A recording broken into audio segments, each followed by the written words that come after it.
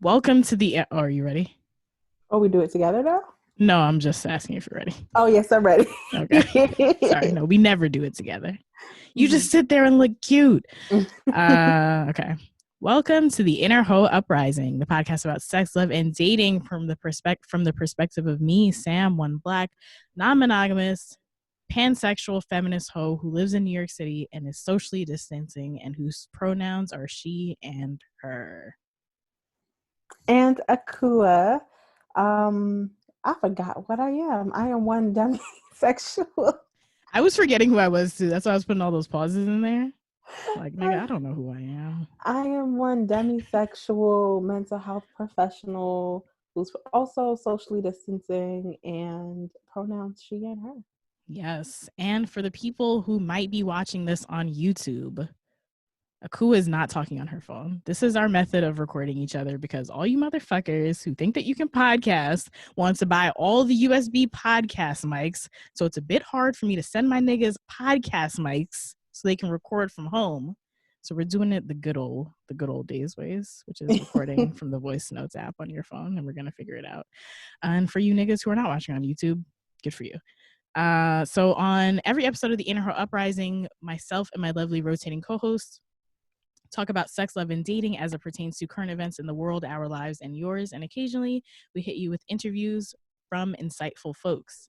This episode, we're talking about the ins and outs of virtual sex parties, self-care tips for survivors of sexual assault, South by Southwest sexy short film selections, missing periods, how to keep the fire burning when you and your partner are quarantining apart, and growing tired of masturbation, and much, much more. And if you would like to follow along with the conversation had on this podcast on social media, you can do so by using the hashtag Inner Hoe Uprising so we can see it, and the hashtag Podin so other people can see it. And if you want to pay us, oh, sorry, you should do that. And if you want to follow us on social media, you can do so at Inner Hoe Uprising without the G on Twitter, at Inner Hoe Uprising with the G on Instagram and Facebook. You can join our Facebook group by searching Inner Hoe Uprising Community. That is CUM. Oh, I forgot about community. That is CUMMUNITY. You can head over to innerhoeuprising.com to sign up for weekly goodies via our newsletter, to pay a hoe, and to check out our merch. Yes, many places on social media where you can interact with us. And if you want to pay us to speak virtually at your school or conference about sex positivity, Black feminism, podcasting, or other kinds of topics that we discuss on this here show, or if you would like us to host a consent or pleasure or dating virtual workshop for your organization, we would love to. So to book us, you can send us a line to ihupodcast@gmail.com.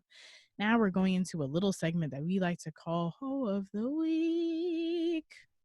And hoes of the week always get a shout out. Sorry.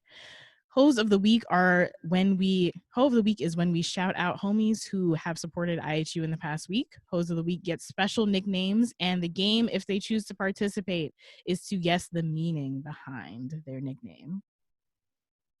And there's spit in my mouth. Ooh. Nasty. You nasty. All right. So we have many, many hoes of the week this week, and I'm so happy about that. So excited. Right? So we got Aurora Daisy, who is just very uplifting towards Inner Hoe Uprising on Twitter. And that is like so sweet and so nice.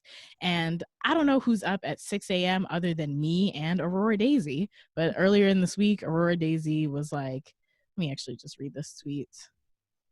It was like 6 o'clock in the morning. I was finishing up the worst IHU edit in many, many years because last week's recording was really tough in terms of audio. And I see at 6:46 a.m., you should all give at Inner Hoe Uprising podcast a listen because honestly, these people are so validating and funny and all good and seriously give me so many good feels. Great educational content too. Just 10 out of 10. I've listened to all the episodes and it's seriously gold heart. And Akua seeing that after pulling an all-nighter with this bullshit ass audio at 6:46 when you're in bed about to just like put on your eye mask because the sun is like beaming through the window and you can't do anything else. It's so nice and uplifting. And I love when you all do that. Thank you so much, Aurora Daisy.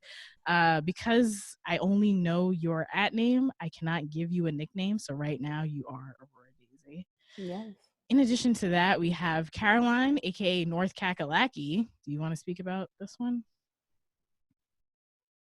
Okay, I was just checking. I was just checking because you and North Kakalaki have a very We go way yeah, back. you have a tight knit We relationship. go way back. That's my homie. Exactly. So North Kakalaki featured us in an article on Elite Daily about good sexual health resources right now in the time of that Rona and things like that. So thank you, North Kakalaki, for writing that. Then we got Josephina, or at It's Joey. Your nickname is Hunter, and we want to thank you for dropping a PayPal donation with a very sweet note. And I'm sorry for forgetting about you that one time on Instagram, but I'll never forget ever again.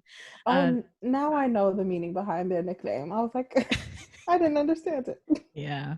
Then we got KZ, whose nickname is the letter K and the letter Z, who became a new patron. Thank you very much, KZ. Some nicknames, a lot of thought. Some are just like they flow naturally, you know? We got Calvin Pierce Jr., who is really an inner Hoe Uprising, like, down ass bitch, honestly. Mm-hmm. Like, a day one, okay? Yeah. Day one. Calvin, along with Akua, produced Monogame. What was it called again? Was it not monogamy? No, that wasn't. Oh, geez, we do called? so much. What the fuck was that called? We did. It was like one of our greatest series ever. Oh, fudge muffins. I don't remember. Oh, it was a month-long series monogamous relationships. About non-monogamous relationships, polyamory, open relationships. Non-monogamy? I don't remember. I don't think it was called that. Ethical I don't monogamy? know. Oh, Sam, I don't remember. That was like 2 years ago. Polygamy. Yes. When you forget your own fucking puns. Yeah, Calvin recommended a lot of people who ended up being on that series. So thank you so much, Calvin. And also recently he became a new patron. And your nickname is C Jizzy. Then we got Ish, aka Ish. That's your new nickname, who became a patron on Patreon. Thank you very much. We got Aurelia. Sorry if I'm pronouncing that wrong, but your nickname is now Lily, and we thank you for becoming a new patron. We got Angelica, aka Pickles, who became a new patron. I also kind of want to name you Ross, though, because of Angelica Ross from American Horror Story. Lost me there. There you go. Just lost. Oh, sorry, from Pose. Nope. Oh, yes. Oh, okay. But I'll stick with Pickles. Thank you for becoming a new patron. We got Celeste, aka Celestial Being, who became a new patron. Lucius came back. Lucius Lion, aka your real name is Lana, who dropped some PayPal donations in the PayPal. Thank you very much. Then we want to thank our Apple Podcast reviewers for this week. We got good old T Ray Ray. Yes. I just want to bark his name. So like, yeah, like I'm a dog. T Ray Ray. And that's how you have to say it from now on, because that's how I hear it. Yo, when New York opens back up and I happen to see T Ray Ray on the street, I am like my greatest, like, you're like just coming from my diaphragm. It's like a part DMX, part New York. There's a oomph in there. There is an oomph. There is an oomph. But yeah. You feel it in your butthole with that one. T Ray Ray. Like you clench everything. Anyway. Also thank you to Sid and thank you to My Pussy Power. You all do not get reviews because we don't know your nicknames, but we did know T Ray Ray prior to this. But thank you so much for your lovely podcast reviews. Those really mean a lot. Also, I want to shout out our new sweepstakes winner. So we did a sweepstakes that ended in April, and the person who won never came forward. So I had to select a new sweepstakes winner. So the new person is Deb Pryor. Please check your email for how to go forward so we can send you your prize. Once again, that is Deb Pryor. If you would like to be a Hoe of the Week and get a cool nickname, here are some things you can do. You can leave us a 5-star review on Apple Podcasts. You can shout us out in an article you've written on social media. These are some of the non-monetary ways that you can support us. We love monetary and non-monetary support, and we understand that in these uncertain times, monetary support is not feasible for many, many folks. So please do not spend your bottom dollar on us. Put you and yours first. You gotta put yourself first twice. But if you can spare some change, you can donate to us on PayPal at paypal.me/innerho.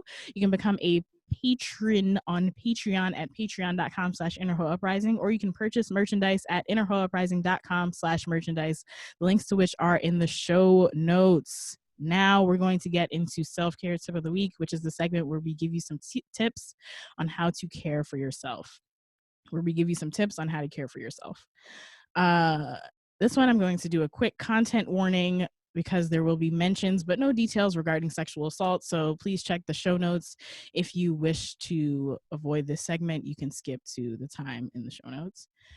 So, with former Joe Biden staffer Tara Reid coming forward with allegations that then, I don't even remember what he was, Senator Biden, but Vice President Biden sexually assaulting her in 1993, and the Black woman-led Twitter reckonings of alleged sexual assault predators at Blogzilla and at Chris Styles, that's 2 Z's at the end, and the subsequent backlash directed to all of the aforementioned women, you might have found this week a tough week to be a survivor of sexual assault, rape, coercion, and anything in that umbrella.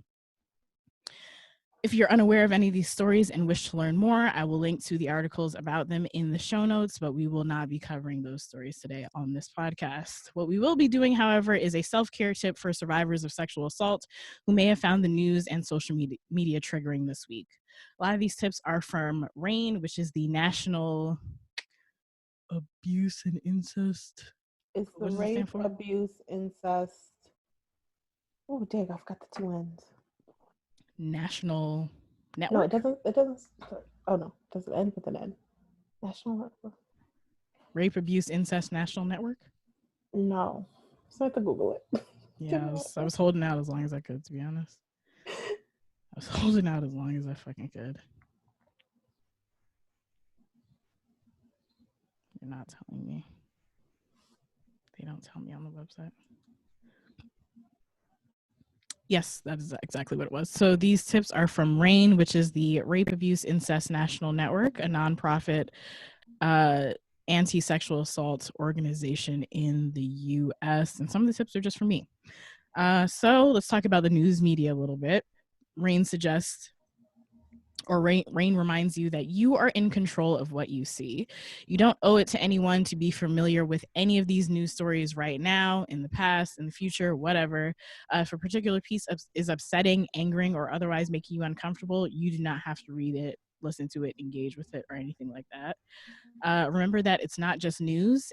Even news outlets have to work hard to attract readers. These accounts might be graphic, sensationalize the crime, or even defend the perpetrator. So you got to keep that in mind when you're taking in this information. I think even on social media, a lot of people, it kind of becomes like a trauma porn where people want to hear and read the stories of other people, not because they actually care about them, but because they like the sensationalness of it and the drama and the tea and the mess. And, you know, keep that in mind when you're engaging with these stories. Cool, I hear something weird in your background.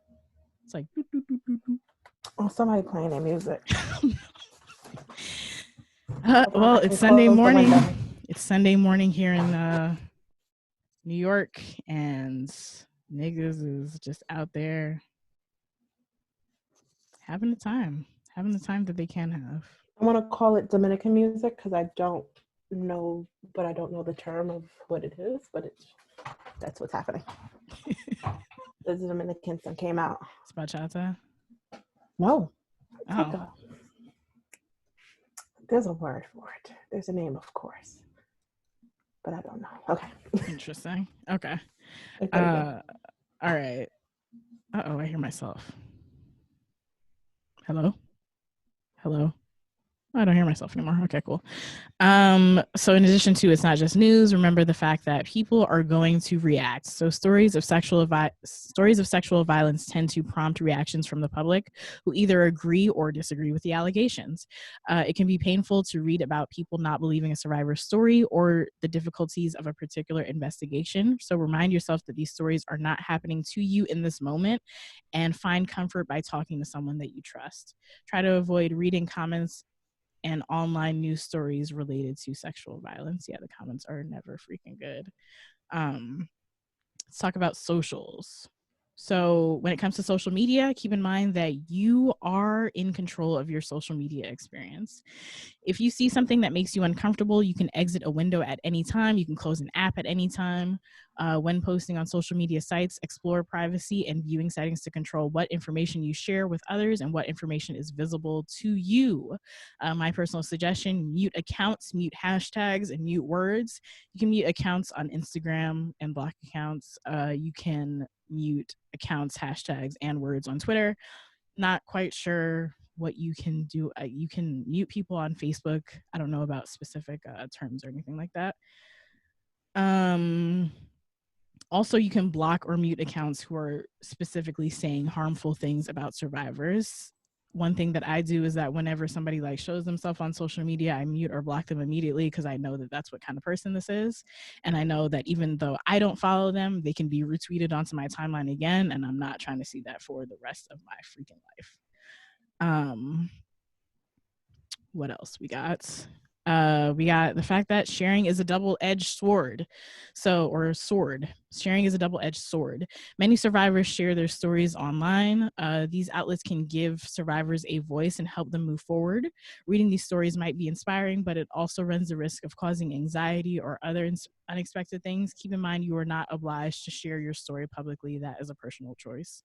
So if you have been if you're someone who has been assaulted by the same people who are in the news right now, or someone else who is of prominence, and I think one of the beauties of these things is that they do inspire other people to come forward. But in that inspiration, in that kind of like cycle thing, you might be feeling like, oh, should I come forward? But remember that you don't have to. You don't ever have to. It's really your personal choice. Rain makes it a point to note that minors should be cautious. So if you are a minor in the United States, reporting laws may vary from state to state, but in some cases, if a minor posts personally identifying information related to sexual abuse, the reader may have an obligation to report it, and you can learn more about the laws in your state. I'll give you a little link to a resource where you can read up on those. And last but not least, from Rain, not everyone uses social media for good. Sometimes people use technology to hurt other people. People do that pretty frequently, actually. They may engage with a survivor in a bullying, unsolicited, or non-consensual way. They could also belittle someone's character or expose details of someone's life that aren't meant to be shared. This use of social media can leave the other person on the other end feeling uncomfortable or scared. So that is the tips from Rain. I put together 2 additional tips and just a note.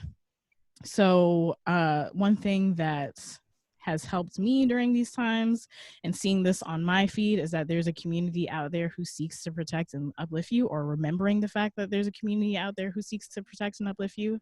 I know engaging with this, like these stories on social media and like going on like Instagram lives with some of the survivors and things like that, people can be shit, and the comments and the retweets can be inundated with like I don't believe yous and those kinds of things, and like really really nasty language and behavior from people. And you can kind of take that and internalize it when it comes to your own experiences and think no one would ever believe me, or remind you of a time when no one didn't believe you or something like that. But there are also people out there and comments out there that you also don't have to engage with, but that are supportive of survivors and want to protect survivors and want to uplift the voices of survivors. So keep that in mind, that there are people out there who are actually on your side. And then secondly, if something you don't want to see slips through and triggers you because there wasn't a word that you muted, or somebody in a group chat fucking sent you something against your consent, take a moment, breathe, and develop some affirmations that assert the fact that you are safe and in control in the moment that you have received a trigger. And that just made me think of a third tip. If people are talking about this in your group chats and you do not want to engage with that, set a boundary in your group chats or with your friends saying, don't post it, like don't share this with me, or if you want to share something, you're going to have to ask me first. Last but not least, for resources to speak with someone who is trained to help, call the National Sexual Assault Hotline. That number is 800-656 4673, or you can chat online at online.rain.org. That will be in the show notes along with other information and other resources. And that's all I got. Thank you, Sam. That was so beautifully put together. Thank you, Akua. I'm inspired by your self-care tips. Thank you. Don't be self-caring. One day you will. One day I will be better. One day you will. All right, now we're going to get into some plugging of events, because we have some events coming up, and they are digital and they are virtual, but they do mean things to us, and hopefully they mean things to you. So we're doing some IHU film screenings. There's mad shit in the sex, love, and dating world to watch while we're all in quarantine, or some of us are not in quarantine, but we just want to hang out virtually with our community. So we'll be watching some shit together as a whole family. Some screenings will be open to everyone, and some will be patrons only. So this Thursday, May 7th at 5:30 p.m. Eastern Time, we're doing a patrons only screening of the film Cam, Akua's favorite film. If you are not on YouTube, Akua is shaking her head. Nope. I read this and I said, this sadistic bitch is trying to get us all. Sam acts like she cares. She don't care. She don't care about y'all. No, it's a good movie though. It is a good film. It's very fun to watch with your friends, right? Okay. Yes. Yeah. Okay. So Cam is a techno horror about a cam girl who has her principles until a mysterious woman who looks just like her takes over her channel. Ooh. Is that the written description on Netflix? That's the written description on Google. Okay. I don't remember what Netflix says. But two notes. So Cam is directed by someone who was a former cam girl, and also the lead character is white, if any of those things influence how you feel about movies. Then this Saturday, May 9th at 2 p.m. Eastern Time, we're doing an open screening. That means everybody, patrons and non-patrons, of Jezebel. Jezebel is a coming-of-age story about a vulnerable young woman who becomes a webcam model like her sister after moving to Las Vegas to live with her family, but her growing popularity tests their bond. That is written, directed, and loosely based on the life of Haitian-American filmmaker and Black woman Numa Perrier. So once again, Cam, May 7th, 5:30 p.m. That will be patrons only. You'll be emailed the link to that screening party. And Jezebel, May 9th, 2 p.m. Eastern Time, open watch party for everybody. You can hit up the Eventbrite link in the description of this episode to come through. Okay. Now, I haven't seen Jezebel, so I'm gonna be there for that one. All right, let's get into the actual show now. All right, we're getting into our segment that we like to call Fuck That. It is our current events segment. What are we talking about today? Well, we are talking about the fact that Zoom has said no to virtual play parties. No boom boom in the Zoom room. No boom boom in the Zoom room. Sad. But we won't leave you with just that disparaging news. We'll also be talking about where you can go for your virtual online sex parties and a beginner's guide to find one and start your own if we're feeling frisky. We got you covered. So if you don't know by now, really, I don't know where you've been. Because as we have turned to all things virtual in the age and the times of the Rona, Zoom has become a very big platform in the recent 5 months. And Zoom, which was previously a business video and conferencing platform, but has now become one of our major ways of staying connected socially with our loved ones and our family. People out here, we're doing mass by Zoom. We're doing family game nights by Zoom. And because of, the times that we're in, Zoom they've jumped from 10 million users to 200 million users. Holy shit. Like, that is such a Wow. large jump. I didn't know what Zoom was prior to You know the what? Me time. neither. So there we go. That's a good point. I'm one of those new people because we weren't in that business side of the world. We weren't Yeah, video it's just chatting and staff meetings. yeah. Um, so as you can see, like, many people have turned to Zoom as a way to stay connected. And as we turn to virtual meetings, of course, the things we used to do in person, our sex lives have not stopped. We used to go to those play parties, and we wanted a way to do it virtually. And if we can co-op Zoom for Sunday mass and game nights, why not my sex party? That's a Or fact. so we thought. Dum dum dum.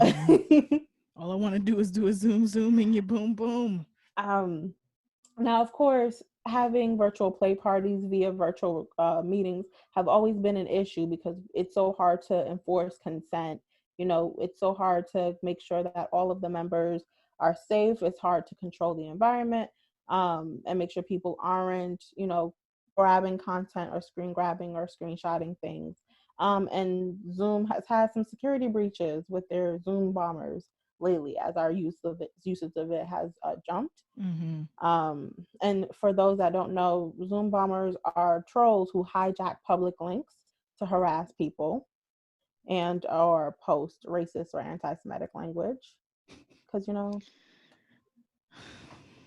there's always a time, I guess. I don't know. Right, exactly. Um, so as people have been thinking, as we have been thinking, how do we move our sex parties, our sex lives onto virtual spaces? Zoom came out and said, nah, not over here though. Yeah. Not in courtroom 504. Not they said no. And a representative of Zoom reiterated their user policy, saying that it explicitly prohibits any obscene, indecent, illegal, or violent activity or content on the platform, really hinting at the fact that sexual acts fall in the terms of obscene and indecent. We'll talk about it another time. And that it's not acceptable use for their platform, and that they will be monitoring. They have many ways of following up on reported suspected violations, using a mix of tools, quote unquote, including machine learning to proactively identify accounts that may be in violation. So really, they're trying to say that they have AI Looking that at your titties. that will be Right? here to find out if you are, having your play party through Zoom. Oh boy. That was the statement by the representative. It contradicts what Zoom has already stated to be their privacy guidelines, and that they don't have any access to video, audio, chat content that users have when using the platform. They don't store it or monitor it in any way. So I don't know how they'll be using this AI to catch us. Interesting. But because of that, you know, sex positive organizations are already wary. They were already wary of going virtual. Now that knowing that Zoom is kind of saying no, we ain't about to do it, they've become even more so wary. In response, um, there are other platforms, adult dating platforms, that are looking to create their own space for virtual parties for those that need to indulge. And one of them is Adult Friend Finder. Now, I had no idea what Adult Friend Finder was. Mm-hmm. But Adult Friend Finder is an adult dating, camming, and hookup site that has over 40 million members. And it's under the parent company of Friend Finder Networks, who also operates live sex cam sites such as cam.com, stripshow.com, and icams.com. Some of you may be familiar. It didn't reach the bubble that I am in. But Adult Friend Finder is launching their own platform for virtual play parties, which they are going to be calling Virgie. And it is a portmanteau of the word virtual and orgy. I really enjoy that. It sounds child like it sounds like a child's toy. Oh no. Yikes. Um, but Virgie will be an orgy-specific site that allows users to host private and public video chats with up to 20 people at a time for absolutely free. I tried to like sign in and do my journalistic duty and see what it really was about, but the website overall seemed a little sketchy to me. I didn't like the layout. So I was just like, yeah. Did it have the HTTPS? Was it a Yes. secure site? Okay. Yes, it was a Okay. secure site though. But I don't know, maybe it's just it wasn't aesthetically pleasing for me. I don't know what it was. That's valid. I think it might have just not been aesthetically pleasing for me. So that made me a bit wary. But they have 40 million users, and so that's a lot of people. That's a lot of people. Niggas really be fucking online. Damn. Be finding people to fuck with online, and I'm over here like I hate these dating apps. I'm obviously on the wrong place. Okay. I'm like, where do you find these people, yo? Like, where are these people finding these people who they feel comfortable? Like, you can't even trust people to not record you in real life, bro. Like, in real life, where are you finding people who you don't like? What? That's interesting. One note, I think it should be called Vorgy instead of Virgie. Yes, I like that. See, they need to hire you, Sam. 6 months on the payroll. And also want to note that the Friend Finder network had experienced massive data breaches of members' personal data back in 2015 and 2016. They have seemed to have made amends as they needed to, but just enough information if that is a platform that you want to go to for your virtual sex orgies. Yeah. But if you don't want to try that, Vice has released a guide to online group sex. And we'll link the article below. It goes through how to find an online sex party with tips of seeing if you're local, if you've already been a part of a group or had that kind of community, seeing if they have already switched online and what they're doing. They've also talked about other international organizations that have gone online that are offering new members and new deals, such as the New Society for Wellness, which is a Manhattan-based Soho club that has moved online and is offering $50 a month as a membership fee or $10 per party, which is a real New York thing. Yeah. Yeah. Or the Purple Mamba Club, which I need to get to, which is a UK-based club. I love the name Purple Mamba Club. Yeah, it sounds fun. I was like, oh, I gotta follow. It's a UK-based club, and they have also moved their parties and their workshops online. So if you're a beginner, those could be new places to start. Vice also gives us tips on how to start our own party, such with tips on platforms you can't use, like Zoom and Skype, because of their no nudity policies. Also, Skype has a no cursing policy, and I'm like, how do you enforce that? Yeah, I've cursed on Skype so many times. What? We've done interviews on Skype. Like platforms you can use, like FaceTime or Google Hangouts, and their limitations, as well as tips to, no matter where you decide to go, tips on using discretion in your advertisement, and always, always, always use separate accounts for the things that you do. You do not want to sign into your work email as PussyPopper99. No, you don't. Well, it depends on what your work email is, I guess. Well, yeah.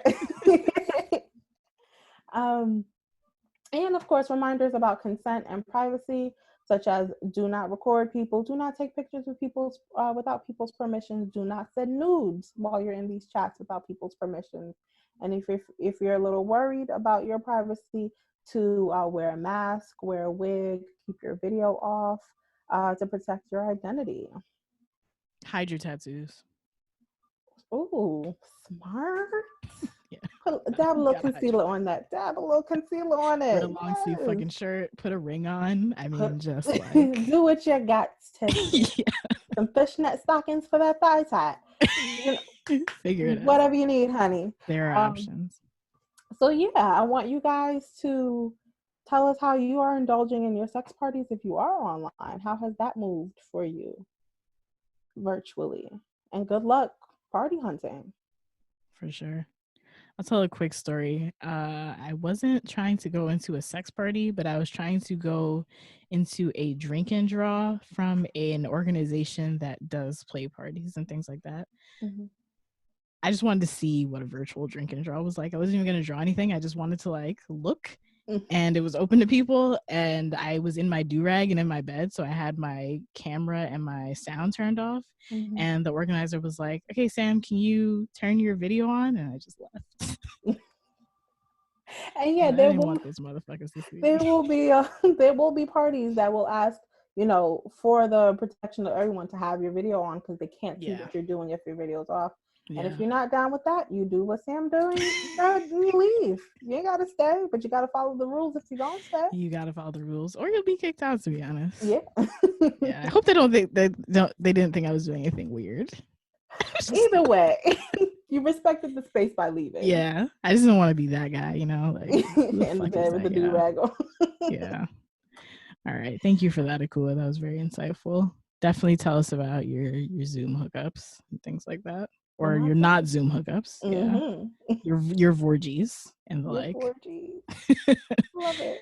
Okay. Let's talk about this thing. Can you do the personal experience? Okay. You said okay? Yeah. Okay, cool. All right. I'll do the rest. And then I'll throw it to you. Whether you're listening to your favorite fucking mature podcast that curses a lot, or you're watching somebody get it in on OnlyFans on your phone or your laptop, or you're enjoying some audio erotica, you want what you're listening to be what you're listening to be what you're listening to, not what your kids or your roommate or your partner or your mom are listening to. Everyone needs a great pair of wireless earbuds, but before you go dropping hundreds of dollars on a pair, you need to check out the wireless earbuds from Raycon.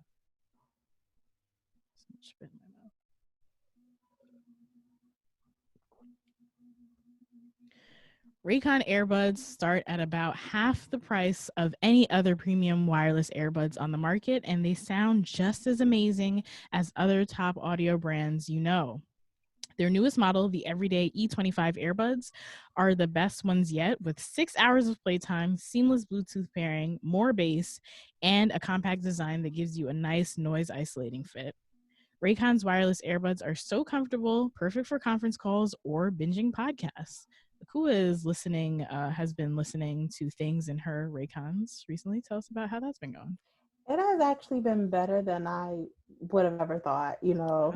I was a bit skeptical, a bit doubtful, but even when I put them on, and I don't read directions, y'all, but it worked to my advantage. I put them on, and then I was like, oh, let me get the directions. And I'm walking by. As I'm walking back to where I placed the case, all I can hear is my footsteps, like this inward motion. All the other noise was gone. Quite noise canceling. Like remarkably so. Mm-hmm. I get the directions and realize I didn't need it. Pairing it really is. It's mad easy. It's literally 1, 2, 3. Yeah. A child can do it. Your 4-year-olds can do it. And then of course I tested it. I put on one of my favorite podcasts. I left my phone in one room, earbuds in another. I was transferring through rooms, not a break, not a drop, nothing. I was like, yo, I really enjoy them. I've enjoyed them thus far. Yay. They have the shit. Shout out to Raycons. Unlike some of your other wireless options, Raycon earbuds are both stylish and discreet, with no dangling wires or stems to distract anyone during video calls. Fun fact, Raycon was co-founded by your favorite hat-moving Love and Hip Hop star Ray J, and Love and Hip Hop royalty like Cardi B loves her Raycons. So you can pick up a pair and see what the hype is all about. Now's the time to get the latest and greatest from Raycon. You get 15% off your order at buyraycon.com/IHU. That's buyraycon.com/IHU. I as in inner, H as in hoe, U as in uprising for 15% off Raycon wireless earbuds. That's buyraycon.com/IHU. Now let's get back to the show.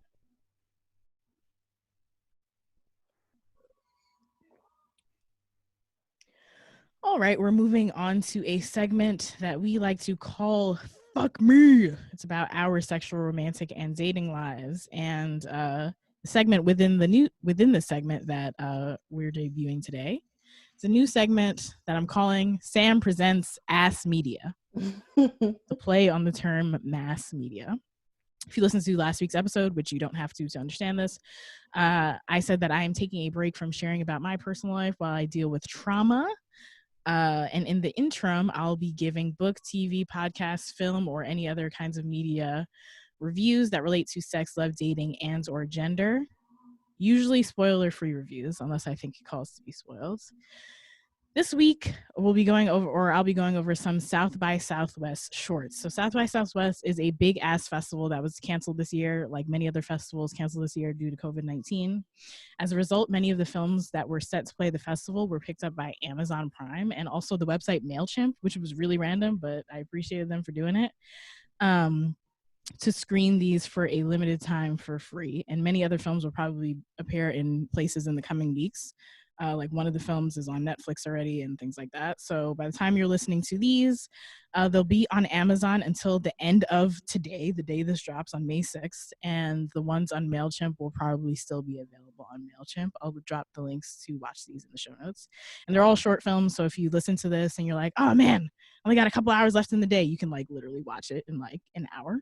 All the films I'm talking about, if you're interested.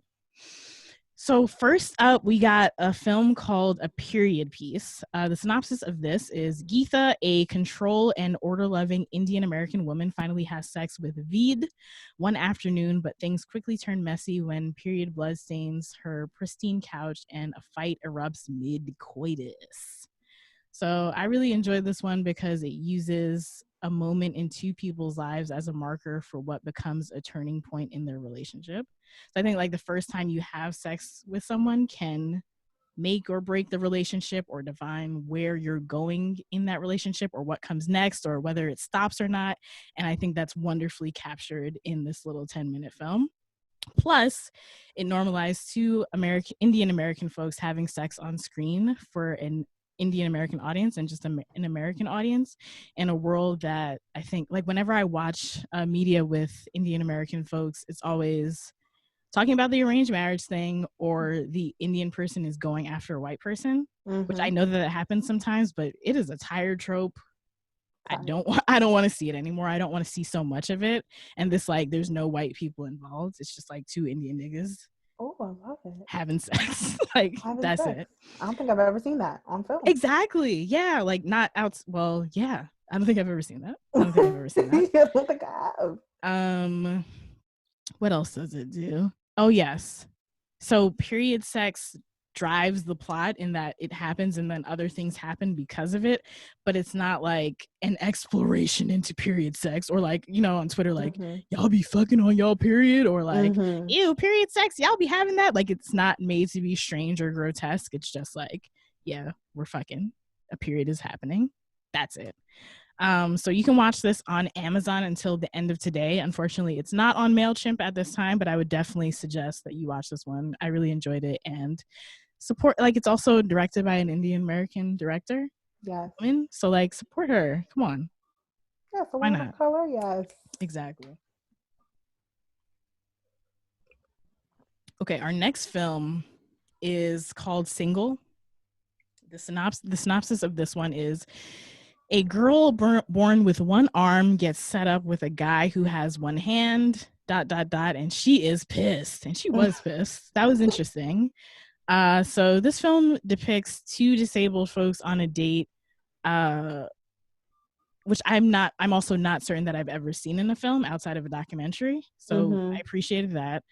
And it's not disability porn where you feel bad for either character because you're literally just getting a peek into two people's dating lives. So it's not like blinders on, like, there's a disability, we're not going to talk about it. And it's not like, there's a disability, we got to talk about it. It's not like either way. It's just like, literally, this is a part of their lives and you're getting a peek into two people's lives through like the same way that a period piece explores two people's lives through the lens of this one sexual encounter. This is exploring two people's lives through the lens of a date. It also explores internalized ableism, as read in the synopsis, where it's like, and she is pissed because she really was pissed. And I like the fact that it gives grace to the main character who, like, people do they do have internalized ableism. Like people have internalized anti-blackness, internalized homophobia and things like that. And it's not like a judgment or a sentence or anything like that. It's just an exploration of what's going on, like what's going on in her mind. And it gives her grace to be messy and figure it out. I love reality TV. This might speak to 3 people. It might speak to 10 people. I don't know how many people it's going to speak to. But if you are a fan of The Challenge, Jordan is in this film. And if you're a fan of The Challenge, you know who Jordan is. He's looking at me like, who the fuck is that? He's a white guy on The Challenge who's very annoying. He's an asshole, but he's very good at it. That's all I'll say. Something that I didn't like about this film, and this is a spoiler in that I'm going to tell you about the scene, but it's not a spoiler in that it depicts the plot or anything like that. So the main character, she has one arm. She's finishing up grocery shopping, and she is online, and this little black girl, like an actual little like 7-year-old or something like that, is staring at her. And the little black girl drops her doll, who is a little black girl doll. Like it's actually a black doll. And the main character picks the doll up, gives her the doll, and the girl keeps staring at her. And her mom, the girl's mom, says, "Stop staring." So we know that nothing in filmmaking is done by accident. That was a purposeful scene. And I don't know what the director's intent was. I haven't watched the Q&A or anything like that. But to me, the intent there was to make a parallel between how representation works and how representation can impact one's life. And by using the black doll, it said to me that now we're at a place where we have people who look like other people, and or like dolls and characters and things like that who look at like marginalized people. And because we're at a place where we have black dolls, little black girls, 1, feel represented, and little black girls, 2, or like other kinds of little girls, don't stare at little black girls because they've seen black dolls and they've seen black characters on TV and film and things like that and in cartoons. And to me, like the next leap was, where are disabled dolls and disabled representation? I agree. Where are disabled dolls? Where is disabled representation? What I don't agree with is using the black experience to make a comment about the disabled experience when you have a film that is about one white disabled person and another white disabled person. You had no black disabled people in it, even though black disabled people are, if we talk about intersectional feminism, where like the multi-oppressions that black disabled people face that white disabled people don't face. You're not going to have those people in it, but you're going to specifically use black people to make a commentary. Leave us the fuck out of it. You could have asked just those leave same us questions the fuck out of it without that. Or you could ask that question and make the main character black. But dude, you can't do both. You can't do both. It just doesn't work. Because I'm like, where the fuck were the black disabled people? What are you talking about, my nigga? What statement did you actually try to make here? Because you tried and I didn't like it. Aside from that, I think it was a well done film. This one is on Amazon and MailChimp. So after it goes off Amazon, you can still watch it on MailChimp, probably. I don't know what's in MailChimp's mind. These shits have been up for like 2 months on MailChimp. I don't know what they're doing. It has nothing to do with sending out emails. I don't know, but the next film, we have 2 more. The next film is called Dirty. The synopsis is Marco cuts class to spend the afternoon with his boyfriend. Things do not go as planned. So this film is the classic, like you see in coming of age films, the losing your virginity story, but in the context of queer sex, and in this case gay sex, between 2 men. And it's a bit awkward and gets messy, as first times having sex do. And I think it highlights a real life gap in knowledge when it comes to sex ed that teens across America, probably the world, face. And it also provides a soft landing for youth who might be lacking knowledge going through their awkward, what they feel is shameful first-time sex experiences. So, like, it's awkward and it is messy, and the main character, like, feels strange about it, but there's also, like, a comforting voice that says, like, oh, it's not your fault that you didn't know these things. And I think that that gets at, like, ever, like the first time any of us have had sex, it's probably not our fault that we have no idea what the fuck is going on, because we've been so, like, sex is so stigmatized, and talking about sex outside of like use a condom, don't get an STD, outside of that is so so lacking. And I really like the fact that they centered this around two men having sex, because that's something that I'm not in school anymore, but I've never heard about, like, what kinds of things one might want to do in terms of grooming themselves, or in terms of like hygiene when it comes to before and after of anal sex, you know? And the film really highlights that. One thing that made me uncomfortable, and I don't know if this was just me or if this is other people watching like things like this.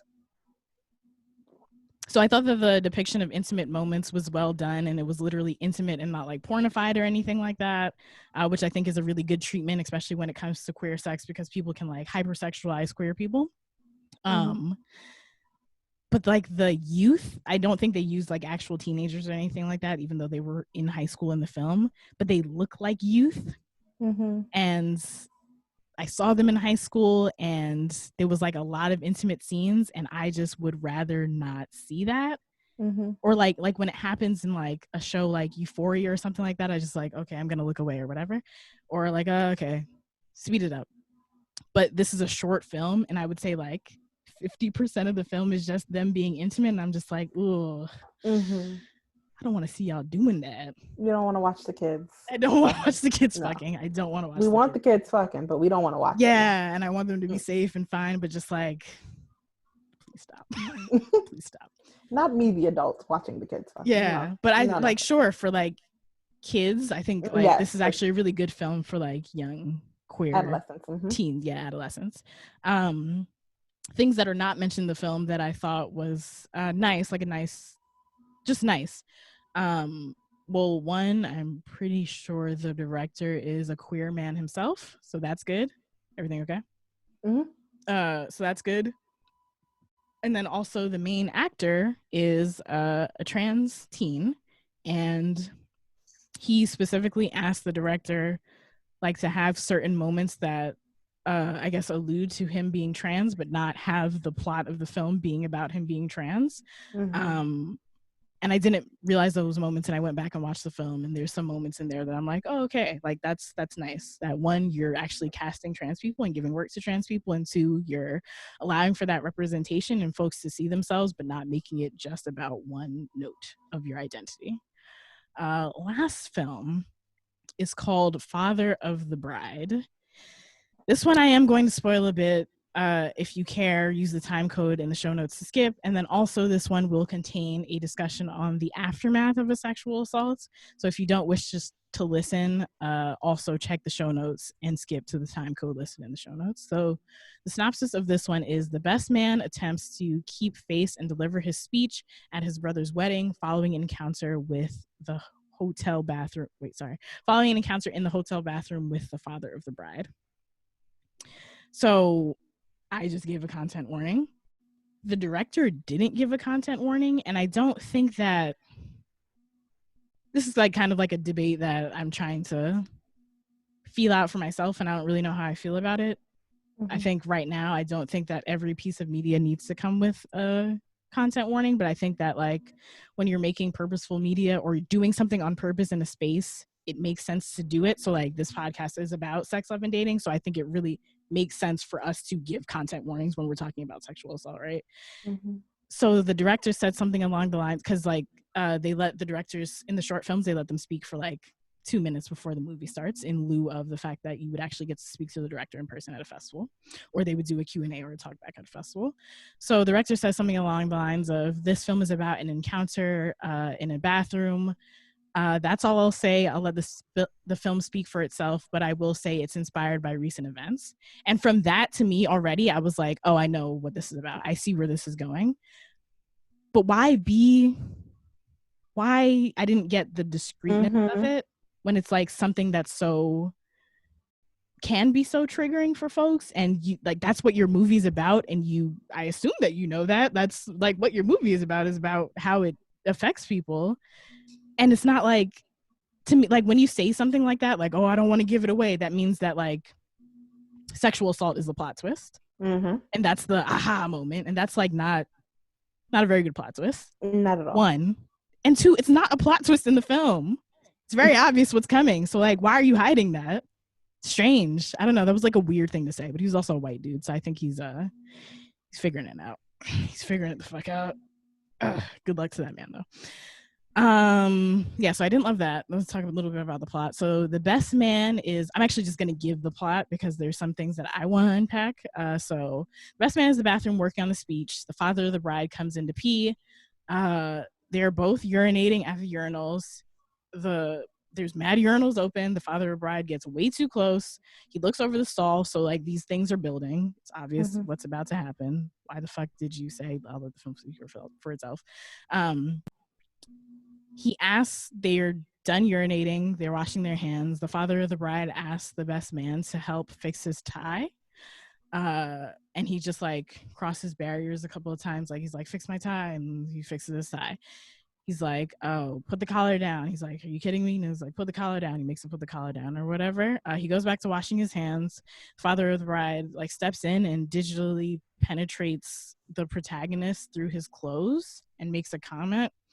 And then he leaves the bathroom and the protagonist is just in the bathroom, kind of just like looking at himself in the mirror, washing his hands, like, what the fuck? Like he's still trying to process what the fuck just happened. Then it cuts to the father of the bride making a charming speech. Everyone's laughing. He's the center of attention. He's the belle of the ball, all that kind of stuff. And then it's kind of like zooming in on the protagonist who's just like knocking back glasses of wine, and like people laugh. And then like the protagonist does a delayed laugh. Like he's like dejected from what's going on in the situation. Then the protagonist is set to make a speech because he's the best man. His speech is not good because of what just happened to him. Obviously, he's shook up. He's drunk. He makes a comment regarding like in the realm of back in the day when him and his brother used to be in their heyday, like something that alluded to sexually assaulting a woman, which I thought was interesting in there, like that dynamic of like perpetrators can be perpetrated against. Nobody laughs at it. The joke doesn't land. And then he's like, but you guys were all laughing at the father of the bride or whatever. Eventually he throws up because he's so drunk during the speech. The father of the bride offers to help him and take him home. The protagonist like says, fuck off. He like pushes him away or whatever. The protagonist's girlfriend is there. At some point she's like, yo, what's going on? Like, you're acting a little bit weird. You're very drunk. He tells her to fuck off too. Like he lashes out against her. Then he leaves. Well, the father of the bride is dancing and he's the belle of the ball again. Everybody's dancing with him and he's so fun. The protagonist leaves, smokes a cigarette, throws a rock into the father of the bride's car, and then the film kind of ends there. I also know the father of the bride is like a white man in his 50s.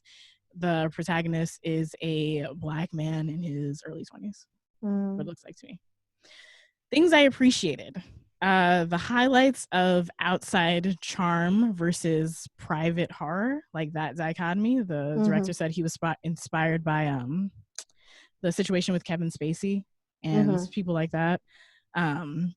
So I appreciated that. And I think it's really necessary for people to understand, because whenever someone comes forward, it's like, not my dude, such and such. He would never do such and such. He don't act like such and such around me. But it's like, that's not how this works. It also hits on some of the ways that men deal with being, and I think maybe everybody, but this is specifically about men, deal with being assaulted and the destructive nature that comes with that. So instead of like feeling safe enough to talk about this and let his brother know and be like, yo, we gotta call off this fucking wedding because this nigga is wilding, he starts drinking. He tells his girlfriend to fuck off. He's not talking to anybody, and ultimately he reacts with violence by throwing a rock into a car. And then also, I like the fact that it hits on how assault can be really jarring and confusing when it happens to you, especially when it's someone of your same gender. So like, oh, I forgot to mention, when they're urinating, the father of the bride like exposes himself to the main character, and he's just like, like this guy's playing around or whatever. And how those lines can be really like, oh, what is like, oh, you know, boys being boys, and how that can easily get into a situation where you have been assaulted or someone is harassing you and you're like, wait, what just happened? Because I thought it was boys being boys just now. Like, how did this happen so fast? I don't even get this. I can't even process this. Here's my only, well, not my only, but my main criticism of the film that I'm curious to hear what other people think about. So there are surface level things that hit on the power dynamic between the perpetrator and the victim, which I think plays into why the survivor or victim didn't say anything. So there's the obvious, like, this is a white man, this is a black man, this is an older man, this is a younger man, this is the father of the bride, probably paying for the wedding. I'm here. I'm younger. He's charming. I'm not, whatever. But I wish that the protagonist's reasons for his actions following the assault were explored more. So I'm like definitely a fan of like subtlety in film and reading between the lines and making the audience think and things like that. However, this is such a prominent issue right now. Like you said, that you made this film in response to what's going on. And you also, like, if you made the film in response to what's going on, you see what's going on and you see people's reactions to it. And I think that people don't live in the subtleties when it comes to sexual assaults. Like they don't, like, I feel like people need to have shit beaten into their brain to understand like these kinds of reasons why survivors don't speak up. And I get that this is a 10-minute film, but I really wish they like beat it into people's heads. And I understood the reasons why. And like I hit up a man that I know, but the only reason why I hit him up is because I trust him and I'm comfortable enough to talk to him about this, and he knows. So I was just like, damn, I don't got no niggas to talk to about this. So I don't know if it did a good job of relaying why people don't speak up in these encounters and why these encounters even happen in the first place. Because like one thing I think about is like when Terry Crews talks about his assault and people were just like, you a big ass nigga, how come you didn't beat him up? Like I could see an ignorant person watching this film and being like, man, once dude showed his dick to me, I would have punched him in his face. And it's like, no, the fuck you wouldn't, because that's the father of the bride of the person that your brother is marrying. But like I just wanted like something more there. I wanted them to make it really obvious, and it wasn't really obvious in my opinion. What do you think about that? Like, do you think a film should be very obvious in that way? I agree that there are times where actually no. I feel like all films, like I feel like sometimes I'm watching a film and there will just be things that I miss because I'm not getting that nuance. I'm not getting, it could have been clearer for me. And when we're talking about things, such significant things like sexual assault, and you're again, like you're saying, that he's claiming to have made this movie based on what is happening in current news, that it should have been very like explicit, like cannot miss. There could have been a scene about the father of the bride like pulling his power card or displaying it. Like there could have been just one piece of interaction that really displayed that power dynamic, if that's the underlying subtlety that you know are moving forward on. I agree, and I'm gonna watch this, but I agree that there could have been, at least in 10 minutes, you could have shown a way in which, besides the fact that he's charming, you could have shown a way in which the protagonist could have felt, scared or intimidated because of the nuances in their positioning. Right. Yeah. I think like if like after the bathroom scene, like after he penetrates him, it could have been like, what the fuck are you doing? And the father of the bride being like, and what, you gonna say something on your brother's wedding day? Shut the fuck up. Like, stay in your place, or something like that. Or like he tries to tell his brother and his brother is like, nah, he's just like that. Like he just plays around. Or like he tries to tell his girlfriend and his girlfriend is like, what? That couldn't have happened. Like you would have shoved him off or something like something like that. But alas. But yeah, so that one is on Amazon Prime until the end of May 6th at the time you're listening to this. So definitely, like, if you do get a chance to watch any of these, definitely like let me know your thoughts using the hashtag Hoe Uprising on Instagram or Twitter, or even in our Facebook group or anything like that. Patreons can talk to us on Slack. I'm really curious to see how everyone felt about these. Other cute notables from South by Southwest. Face to Face Time is a funny one. Vert That's a cute one, but I have some critique on it. I like to know how other people feel about it. And then modern horror is another. That's a nice one, unpacking the life of a sex worker or former sex worker. Vert is only on Amazon, but the other two are on Amazon and MailChimp. And once again, links will be in the show notes. And that's it for the first installment of Ass Media.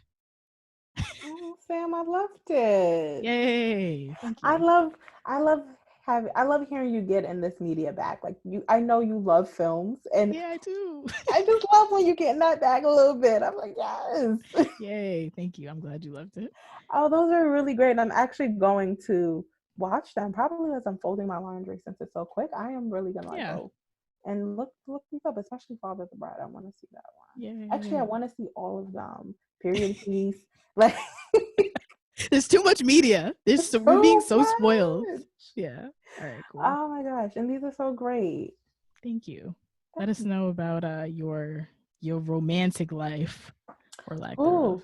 Child. It's a mess over here. Oh boy. I've been watching a lot of like romantic media. So then of course that makes me miss romantic relationships. Of course. That's how it goes. That's just how it goes. And I'm noticing that it comes in waves. It comes in waves, and I unpack each time a wave comes in. I kind of unpack what has brought it on, and what it really is. And I'm shifting. There used to be a mindset where I felt like I needed a partner, and if I didn't have a partner, I'd be alone, and kind of like these negative views of what being alone meant, in general, and as a woman. And as I've unpacked that and realized, unpack that and still have these waves of like missing romantic relationships, it's shifting to this idea of never having a partner, and what does that look like for me, and kind of more acceptance to that, because I can't deal with these niggas. And niggas is a very gender neutral term, but I can't deal with nobody. So that's been coming in waves as I'm watching all this romantic media. But I'm feeling really sexually touch deprived. And that comes in the waves of me missing like having partnered sex with people. And I unpack that as well. It's like, what am I missing? Like sometimes I just sit down, I'm like, oh, that sounds so funny. But I sit down, I'm like, I really could use some dick right now. What does that mean? Because it's not like a cup of dick. Like, oh, I can use a really good coffee. But I force myself to sit and unpack that. And sometimes it's not the sex, but all the things around it, the touch, the smell, the engagement of the senses, the feelings, the validation, it's all these other things that I'm missing. And lately I realized that like I felt like I was feeling touch deprived, but I hug my kid like every day. And realized that it wasn't like not being able to touch people. I'm tired of touching myself in a sexual way, really, and missing that. And I don't know how to deal with that. I mean, there's no way to deal with that right now in times of Corona. Yeah. But yeah. So with that I've stopped masturbating, because it kind of just reminds me of it. Like it brings it more to the forefront, and it's just like I really would love to be sexually touched by someone else that is not myself. So I've just stopped. And that's where I am in terms of that. I don't know, if this too shall pass or what. I don't know how long we'll be in lockdown, or even after lockdown I'm interested in finding someone to sexually touch me, but we shall see. Yeah. Yeah. That's just like a fucked up factor of life. It is. Like going through this whole abstinence thing has been interesting, because in the beginning, I always felt like I've always gone through long periods of not having sex, which kind of harkened to like my identity as demisexual. But like I've just always gone long periods without having sex. But this is different in a way, and I'm trying to figure out the ways that it is different and bring insight and awareness for myself, so that if I do resume partner sex, or the future looks different, I can bring all that information along. But it's been quite a journey. It's been quite a journey. Well, that's an upside. The fact that it's allowing you to do so much exploration so that if and whenever like it happens again, you are more empowered in these ways and you do know yourself so much more. Yeah, it's really helped for emotional and sexual growth, actually. And in these times where it hits a hard bump and it gets difficult, I like remind myself that growth comes through discomfort, growth comes through these challenges, and that I have to kind of reorient and dig deep about what about this is causing this, and learn and grow from it. And there's somebody out there that's gonna fuck me one day. I'm sure there is. I this isn't that.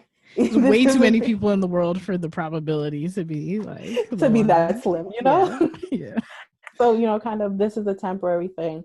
In this discomfort, what can I grow? What can I learn from? How can I grow in that? And build myself up as a sexual human being. So I'm riding that wave and seeing how it goes. I'm also kind of torturing myself with all these romantic things, but it's like when you feeling a little down, feeling a little depressed, and you just don't want some extra music. Yep, like, just to get that cry out. Yeah. Just to get it. You're like, I gotta dig myself a little deeper. I think that's what I'm doing. But I also enjoy, I'm a hopeless romantic. I enjoy, even if not for me, watching romance for other people. Like, it's cute. It's fun. Yeah. It is. Yeah. It's like this sense of happiness that it's just like, oh, I'm just so happy for you. Yeah, yeah. So that is that. We'll see how that goes. We'll see how that wave passes. But also my period is missing. What's up with that? And I knew 2020 was going to be a bad year because I came in the year with my period missing in January. And I was like, this ain't going to be good. I think I brought on the Rona. But that's how it started. That's how it started. It's the end of the world. Like, who was carrying the fucking demon child or some shit like that? Immaculate conception, but not immaculate. But not at all. Oh my God. But yeah, at first I thought it was stress because I was transitioning from such a horrible, abusive job. Like there was fluctuation in my weight, and I know all these things impact, our cycle and our hormones and things. So like I need to really start writing these things down because I don't remember. I know it didn't come in January, but then I learned to de-stress and masturbate, and it came in February because I became more active of like reducing my stress so it's not impacting my health in this way. And then did it come in March? What month are we in? This is May, the beginning of May. Ooh, I'm foggy on if it came in March. I think it came in March, but it hasn't come in April. I think it came in March. That's interesting. And I'm just here. Well, I mean, you have been working on de-stressing, but April was a fucking stressful ass month. I feel like I don't know if I'm minimizing it, but I feel like I was cooling in April, like given the circumstances. Like it's not whoosh, but I don't feel as high, or at least I don't think I feel as heightenedly impacted. And I had been intentional since January on really, de-stressing, really caring for myself, meditating, journaling.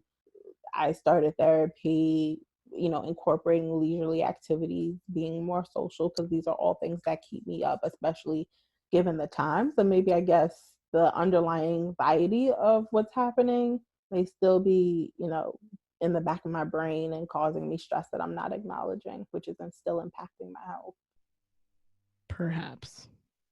One thing I know is I ain't pregnant, so whatever's happening in that uterus, we'll figure it out when the doctor's open.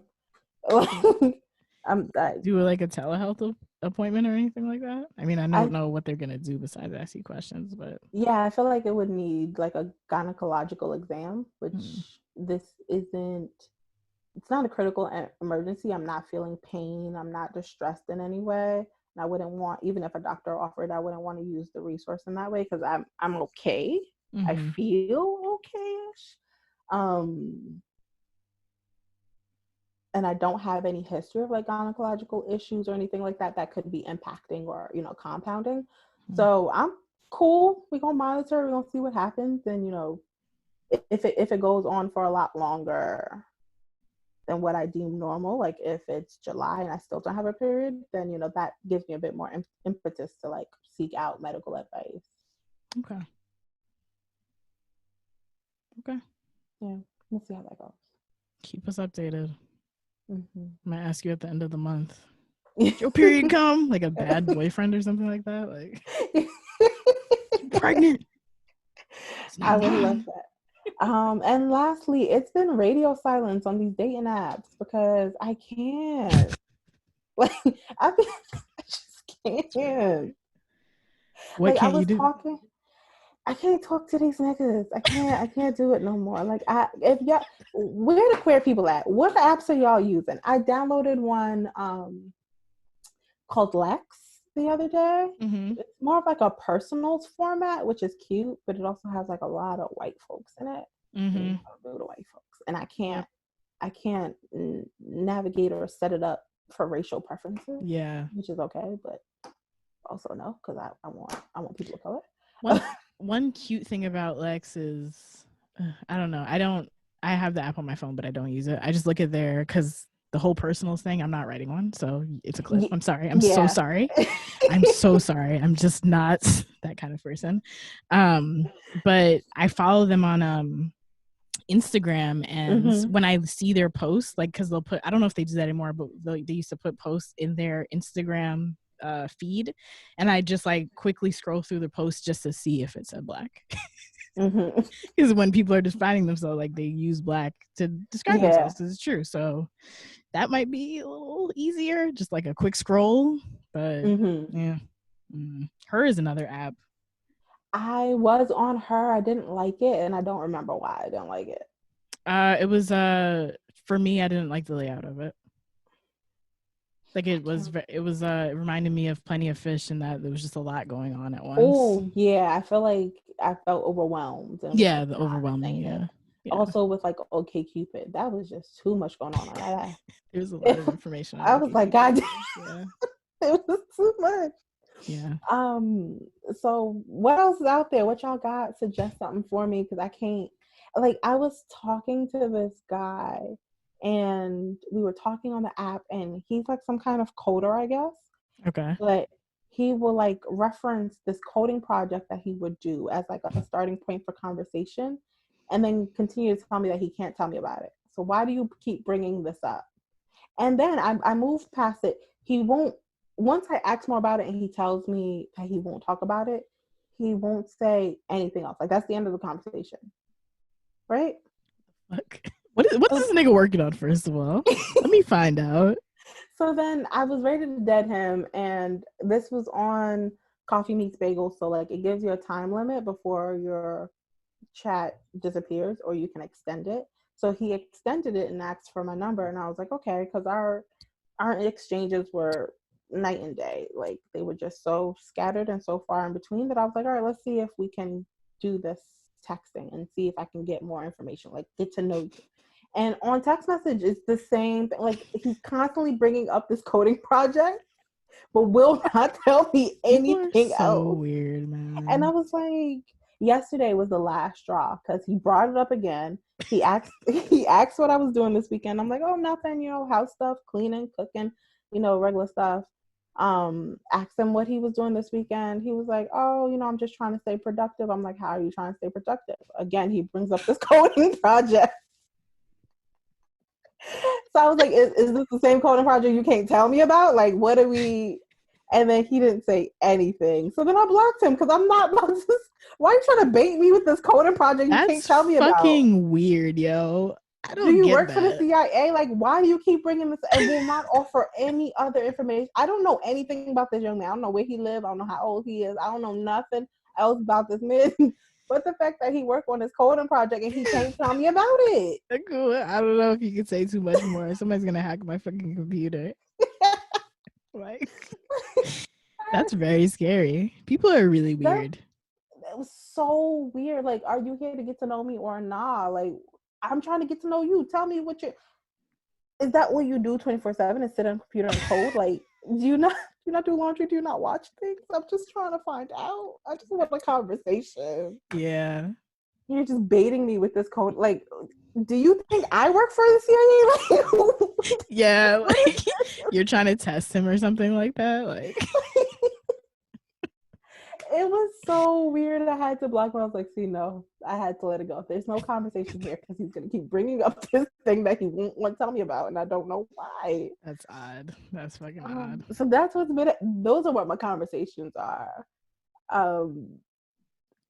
Weird conversations like that have happened on multiple apps, and I'm just like, I can't do this. Maybe we need a fucking I would sit. I'm not actively dating anymore or anything like that, but I would sit in on a not an intervention, but just like a panel or something like that of just people who have success on apps. Mm-hmm. And just be like, what is it that you're doing? Like, what am are I doing something wrong? Because I thought that I was being a normal person, and maybe the person on the other end thinks that they're being a normal person, and there's just some sort of disconnect. But I would like to just be a fly on the wall and just consume what it is. Like, what are the tips? What are the techniques?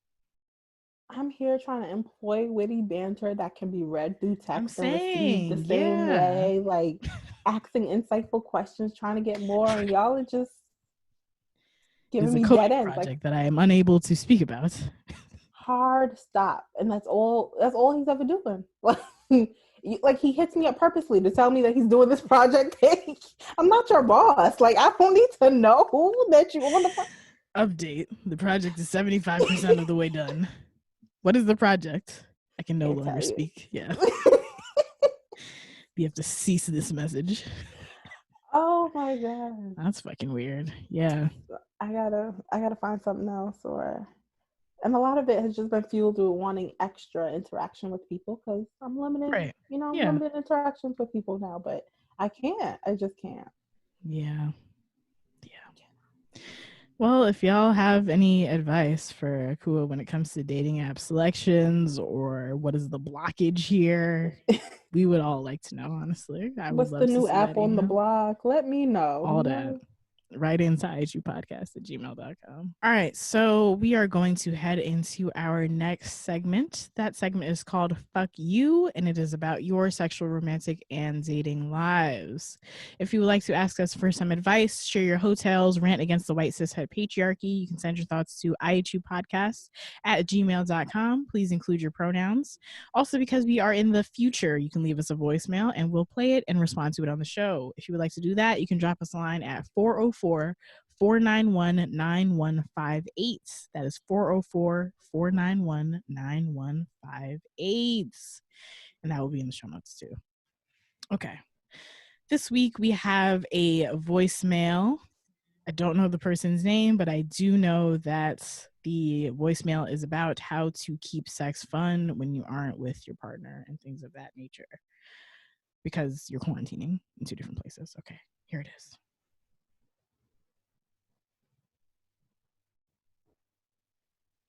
Hey, let me try that again. The first time I was nervous and rambling. So my pronouns are he and him, and I'd love some advice from you guys.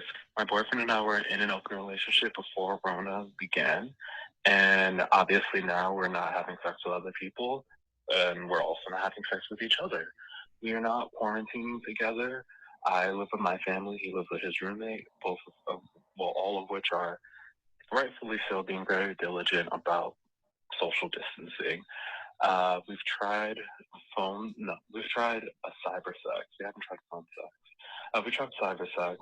It's all right, but it really just solidifies the fact that we are not together, touching each other, and in person.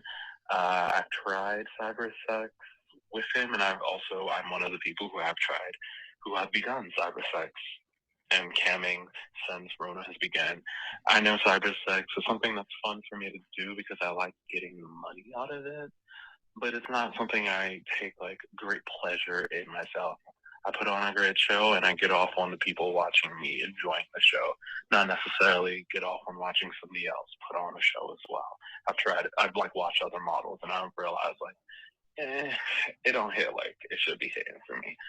So I'd love some advice on like any other alternatives or any other things we should be trying to still keep the sexual energy alive, because I know on my end at least, I want touch so badly, and it's not happening. So any other sexual outlet that I can be having with my partner, I'd love to be open to trying something new. Thank you. Thank you for calling in. Mm-hmm. Cool. I know you got some things to say. And I don't know if you can help clarify. I didn't understand what he meant with about cyber sex with his partner. Mm-hmm. I took that to mean FaceTime sex. I did too. Okay. Or some kind of video interface. Right. He did mention them trying phone sex, and I think that's what caused the confusion for me, because I was like, what's the difference? But you see and then you don't see. And then you don't see, I guess. I live in the world of FaceTime that, like, we're seeing. But first off, try that phone sex. Yeah. If you ain't tried it, you talked about it, try it. See how that goes for you. The lovely good old mutual masturbation, because I have to plug it. It's like a sponsor. I don't know. But also, I suggested reading erotica together, or Aqua has done these great erotic live readings. Mm-hmm. Oh, some hot and steamy stuff. Mm-hmm. Have you guys both tune into it? If you don't want to read to each other and listen to erotica together, you can send sexy voice notes to each other, whether it's like just dirty talk or recordings of solo sessions. So it's like you moaning into the phone and having like that audio. You can send it to each other. You can send candid nudes, and it's like, what is a candid nude? And really what I meant by that is, because it ain't candid because we set it up, but set your phone up and do things in the nude, whether it's getting out of the shower and lotioning, or walking around your room in the nude, or dancing in the nude to music. And send that, or send actual stage nude, you in lingerie, you in poses, you doing things while nude. I would suggest guided masturbation with video or via phone sex, where one partner tells the other partner what to do. I would say, with video, because we be out here lying. I be washing dishes talking about I'm doing something. Sure. But, to engage both parties via video, guided masturbation. So they're telling you what to do and you're doing it, and they're watching it and you both can enjoy. I don't know why I wrote here hump a body pillow, but hump a body pillow. This could just be for you. I think what sparked that idea was they said they missed touch, and I was like, well, ain't nobody gonna touch you sexually at home. So, next best thing is to get on Amazon and order you a man double, stick a photo on it, hump it, see how that helps. Yeah. You can send each other porn clips, whether your favorite or something you're deep diving into, and then talk about it later. That's a good idea. You can go to an online sex party. We've talked at the top of the show how to find one. Go to an online sex party, act like strangers, and enjoy each other that way and role play. That's actually very that kind of turns me on. You can recount or revisit your past sexual encounters that y'all had when y'all were together and talk about that. You can make a post-corona list of sexual activities or positions that you would like to do and fantasize about that together. You can ship each other sex toys, use them and then talk about it, or turn on the camera and use them together. Can I interject for that one? Mm-hmm. They have those partnered sex toys where you can remote control the others. Like you can control what somebody else's sex toy is doing from the comfort of your own home and vice versa. And they do have same sex versions of those where they sell it like in pairs for like 2 men, 2 women and things like that. Oh, amazing. Yeah. And also shipping sex toys, ship lingerie or pieces of sexual clothing, ties, bondage things to each other. by surprise. So they get in the mail, and now we're talking about it. Um, Ship and if lube. ooh, Send lube. send lube, that would be lovely. And if all of that fails, we can just kind of start shifting our views to strengthening other forms of intimacy that we can have. You know, sex might just not be a thing during the times of the Rona, and that's okay as well.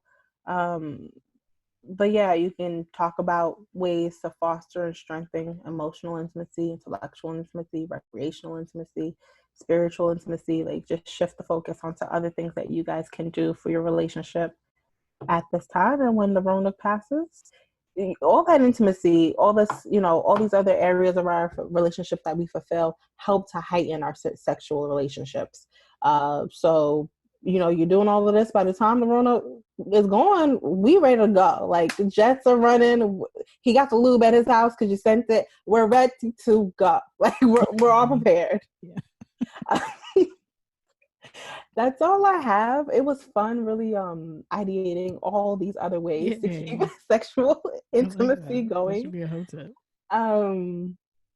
Yeah, maybe Sam break those down and make them hoe tips. But that was really fun and ideating, and I hope that it helps. And, you know, let us know if it helps get the creative juices flowing for other things that are more tailored to you and your partner's relationship.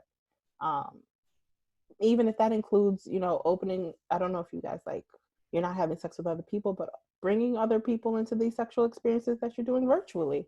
That's not something we've done before. Boom. Yeah. Yeah. This is not a thank you for that. I think that was amazing. And I hope that helps you. I have a thought that maybe is not advice, but just kind of a thought worth exploring. You know, you are in an open relationship. Well, I'm not sure if you're still open or not, but if you are, I'm curious about what sex with virtual sex or cyber sex or whatever is like with other people right now. And that kind of like using that as a basis of what actually is the root of the issue. Like, maybe, and it kind of seems like you're just not into watching other people. Like what you said with like watching cam models and things like that. So if like sex doesn't hit with somebody else, maybe it's that. But if cyber sex does hit with somebody else, maybe it's like both of you together, because you're so like used to being intimate in person, are experiencing like some sort of blockage when it comes to cyber sex or something like that. Food for thought. I don't know. Yeah. Definitely keep us updated. Oh, this is such a strange time. such uncharted territory. Yeah. I think it's like definitely weird and sad the moment that we're in, but I think it's very I've said this in multiple episodes, but I think it's very interesting that we are using this medium to explore like digital intimacies, to take a note from Zalika's book, one of our previous guests on Hoe Uprisings. Yeah, like how digital intimacies play out in the time of that Rona. Yeah, thank you for sharing your experiences with us, everybody, and like helping contribute to this massive, growing, living, breathing oral history that we have right here. That's what the fuck this is, son. All right. All right, let me step out of my bag and back into it. If this episode made you laugh, helped you learn something, made you feel good, made you question yourself in a good way, or positively moved you in any sense, please leave us a rating and a review on Apple Podcasts or Stitcher, and let everyone you know that you love these hoes. We appreciate all of you so very much. So much. Again, if you would like to follow us on social media, you can do so at Hoe Uprising without the G on Twitter, at Hoe Uprising on Instagram and Facebook. You can join our Facebook group by searching Hoe Uprising Community. That is CUMMUNITY. You can go to InnerHoeUprising.com to sign up for weekly goodies via our newsletter, to pay a hoe, or to check out our merch. You guys can follow me, Akua, at Hey Akua Girl on Instagram. That's Hey with 2 Y's. Sure. You used to say it and then you stopped. Oh, you I don't know when it stopped. Yeah. I did. It's like being in a long marriage where it's like, oh, you used to bring me flowers and then you stopped. And then you stopped. And I don't know when you stopped, but I used to like that. Oh gosh, I'm gonna start spelling it. So that's Hey Akua Girl, HEY YAKUAGIRL on Instagram. Get used to it. It's like riding the bike again. Mm-hmm. Gotta get used to it. I'm Slamrid on Instagram and Twitter, and Carmen Sam Diego on Instagram for some former travel and food photos and the stories right along with them. Thank you, everyone. Have a great week. Bye.